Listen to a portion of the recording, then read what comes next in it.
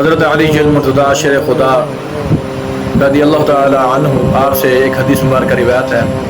آپ فرماتے ہیں کہ رحمت عالم صلی اللہ علیہ وسلم آپ نے ایک دن امام حسن اور امام حسین آپ دونوں کا ہاتھ پکڑا اور پکڑ کر فرمایا کہ جو مجھ سے محبت کرے وہ ان دونوں سے محبت کرے، اور ان کے والد محترم سے محبت کرے، اور ان کی ماں سے محبت کرے.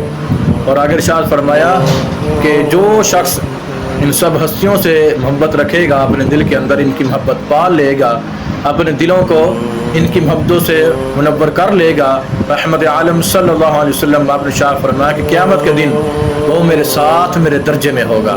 کیا مطلب کہ اس کا ٹھکانہ جہنم نہیں بلکہ جنت ہوگا. کیوں؟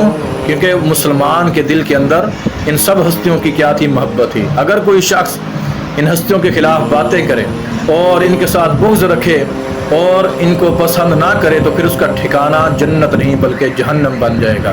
انسان کو اپنی آخرت کے بارے میں سوچنا چاہیے اور سمجھنا چاہیے کہ میں کس کے حق میں بات کر رہا ہوں اور کس کے خلاف بات کر رہا ہوں.